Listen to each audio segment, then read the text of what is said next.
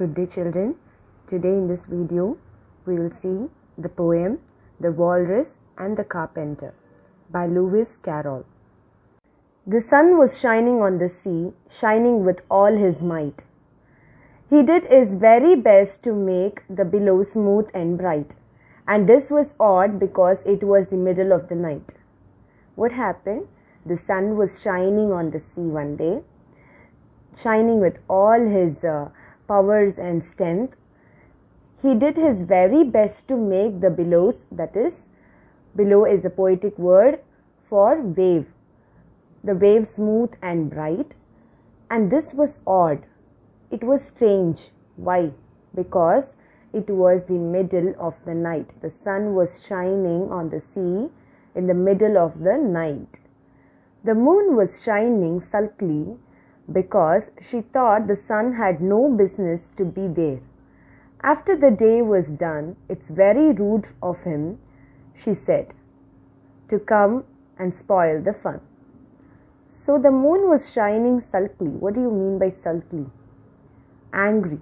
She was in a bad temper because she thought the sun had no business, because it was her time to shine and shine, no.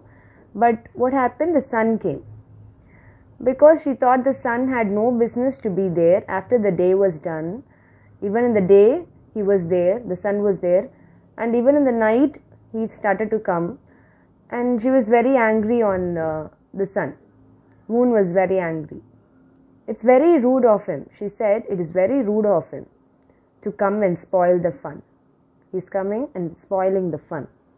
The moon said. The sea was wet as wet could be. The sand were dry as dry.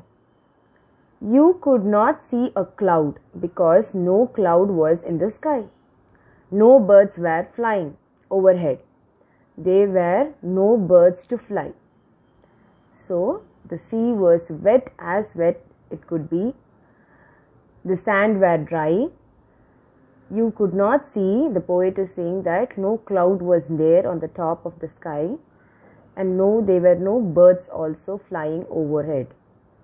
The walrus and the carpenter were walking close at hand. Walrus is an animal, a sea animal. Carpenter, you know who is a carpenter. Were walking close at hand. They were walking. They wept like anything to see such quantities of sand. Wept is like the past tense of weep, which means to cry. They were crying, seeing the sand. "If this were only cleared away," they said, "it would be grand. If only the sands were not there, it would be grand, it would be nice." "Oh oysters, come and walk with us," the walrus did beseech. "A pleasant walk, a pleasant talk, along the briny beach. We cannot do with more than 4 to give hand to each." What happened? In the first image you can see oysters, and in the second you can see walrus and the carpenter. So they said to the oyster that, walrus said to the oyster that, very strongly he said, "We'll have a pleasant walk and a pleasant talk along the salty beach." Briny means salty beach, full of salt. "We cannot do with more than 4 to give a hand to each." The eldest oyster looked at him. The eldest oyster looked at the walrus, but never a word he said. The eldest oyster winked his eyes. To wink your eye is to close your eye quickly. So he closed his eye quickly and shook his heavy head, meaning to say he did not choose to leave the oyster bed. That is, he did not choose to come with the walrus and the carpenter. He wanted to be there in the oyster bed. But 4 young oysters hurried up, all eager for the treat. Treat is something nice to do or eat. Their coats were brushed, their face washed, their shoes were clean and neat. And this was odd because, they hadn't any feet. So what happened? but four young oysters, they hurried up, all eager for the treat. Their coats were brushed. They brushed their coats, their face washed. They washed their face. Their shoes were clean and neat. And this is strange because they hadn't any feet. 4 other oysters followed them, and yet another 4.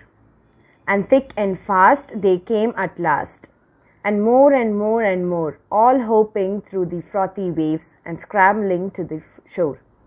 Hopping is to move forward with little jumps. They were very happy to go a walk with Walrus and the Carpenter. Frothy wave is a wave full of white water, scrambling to move quickly. The Walrus and the Carpenter walked on a mile or so, and then they rested on a rock, conveniently low. Conveniently low is like if something is convenient, it is good and easy. They sat on a rock which was very convenient to them, the Walrus and the Carpenter. And all the little oysters stood and waited in a row, as you can see in the picture. A loaf of bread, the Walrus said, is what we chiefly need. Pepper and vinegar beside are very good indeed. Now, if you are ready, oysters dear, we can begin to feed. But not on us, the oysters cried, turning a little blue. They got scared. After such kindness, the Walrus and the Carpenter were very kind to the oysters, right? That would be a dismal thing to do, which is a very bad and sad thing to do. The night is fine, the Walrus said. Do you admire the view? It seems a shame, the Walrus said, to play them such a trick. They played such a trick to bring the oysters out of the oyster bed, right? After we have brought them out so far and made them trot so quickly. To walk quickly or run, trot means. The Carpenter said nothing. He said nothing, but the butter spread too thick. He just took the butter and spread it too thick and ate the oysters. I weep for you, the Walrus said. I deeply sympathize. With sobs and tears he sorted out those of the largest size, holding his pocket handkerchief before his streaming eyes. Now what happened? The Walrus said that I cry for you. I feel very sorry for you. And he cried and took out his large handkerchief before his streaming eyes, here wet with tears. "Oh, oysters," said the Carpenter, "you have had a pleasant run. Shall we be trotting home again?" But answer came there none. And this was scarcely odd. Why was it scarcely odd? Why was it not strange? Because they had eaten every one. They had eaten all the oysters, and the Carpenter is saying to the oyster that, shall we go home again? How will the answer come? So there were no answers, and because they have eaten up all the oysters. Summary of the poem. This is a narrative poem which is like a story. Impossible things happen in it. At the beginning, for example, the sun is shining over the sea even though it is the night time. This makes the moon angry. The Walrus and the Carpenter are walking along the beach. They are unhappy about all the sand and think the beach would be better without it. They invite oysters to join them on their walk. The oldest oyster say no to their offer, but 4 young oysters agree.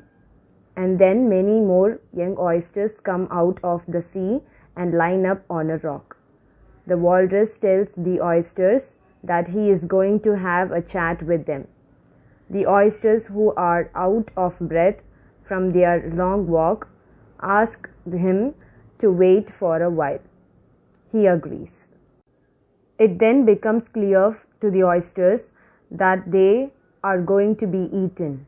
The Walrus talks a little more and seems to sympathize with the oysters.